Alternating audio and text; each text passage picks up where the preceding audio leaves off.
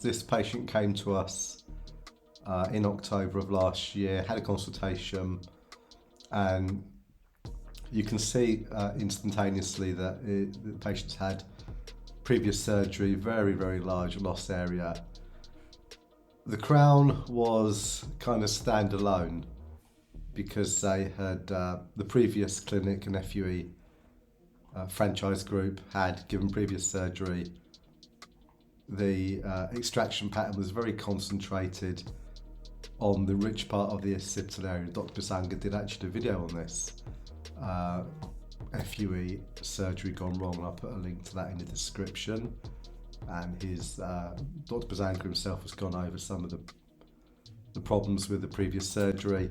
And so here, very large area, previous surgery with another clinic, and you can see the crown stands up a little bit like antennas. There's no real angulation and proper spread of the grafts there. Didn't take into account future loss. The crown had dipped, you became isolated, the laterals have gone down, which, you know, once laterals go down, the crown dips as well. And you can see from the side view here, the patient wears his hair fairly long just to cover this area in the back. Once he was shaved, you could see this over-harvested, no extraction pattern, very low, goes right down to the nape of the neck. And so this area here would really take the hair to be of some decent length to cover it. No pattern. And these grafts were placed, you can see in the crown area here. So patient came to us and we did a combination of around 2,400 grafts. And that was a combination of scalp hair and also using beard. And you can see 2 weeks post-surgery where we'd really kind of spread the grafts also. You take into account the whole surface area and also the patient's contrast between skin colour and hair is favourable. 6 months post-surgery, you can see the growth on the transplanted area.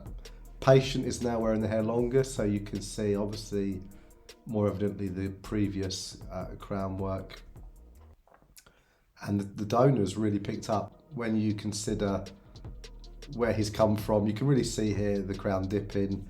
The crown and the occipital area has really helped with 2.5% for topical finasteride and 5 milligram of oral minoxidil. You can see that really it's improved his donor.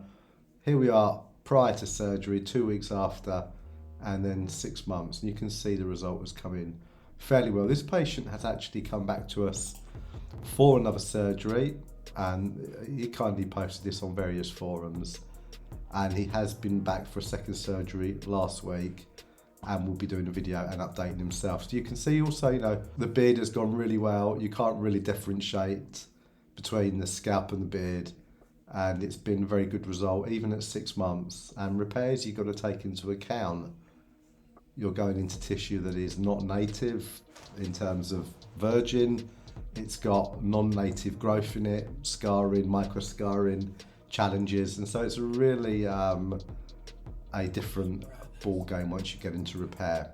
And so we can share this at 6 months and the patient will be able to update.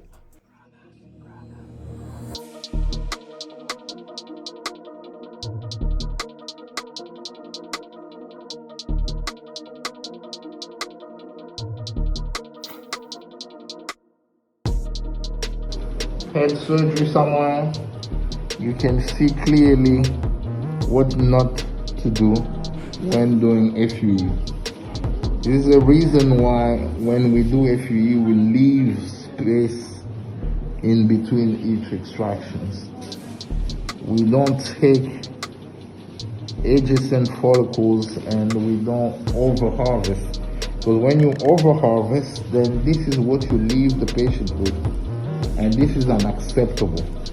This is completely unacceptable because now it's almost impossible to repair. The only thing to do here probably is scalp micropigmentation with permanent ink.